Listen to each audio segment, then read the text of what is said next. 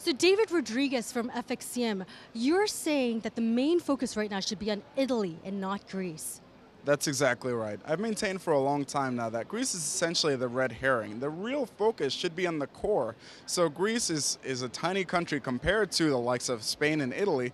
Spain has put forward some real plans to get their fiscal house in order. Italy has not inspired confidence whatsoever, and markets are really concerned that it won't be able to pay off its debts. Right now, you're seeing Italian bond yields reach euro-era highs. The difference between Italian bond yields and the German Bund, equivalent is basically at a euro era high. Markets really doubt Italy's ability to repay its debts and, basically the foundation of the Eurozone itself. So now who's going to step in to buy more Italian bonds? The ECB?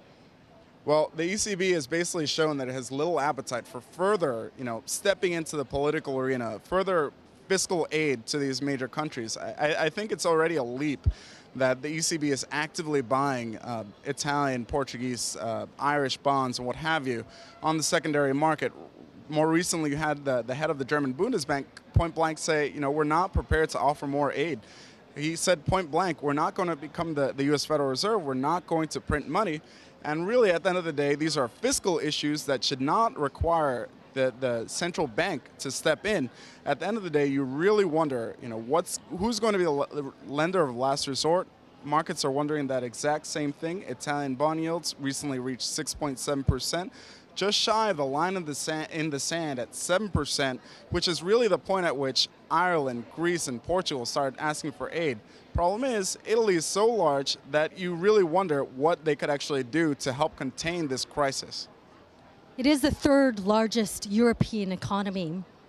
Exactly. Right now, their debt load is about 120% of GDP. At an interest rate of 7%, you're already paying almost 15% of your GDP in interest rate payments alone. That's unsustainable by any stretch, and really underlines the doubts surrounding the Eurozone and the European core right now. So what's next for Italy? Where do you see Italy going from here? So one positive development is that Berlusconi has announced that he's going to resign. One of the major reasons why markets have doubted Italy's ability to repay its debts, to get its house in order, is that Berlusconi and his government, or mostly Berlusconi, I should say, in fairness, has really dithered in putting forth a credible plan. So once the guy that's at the head of the problem gets out of the way, you really hope that the Italian government will put forth some real belt tightening that will inspire confidence, will bring Italian bond yields back into what's reasonable.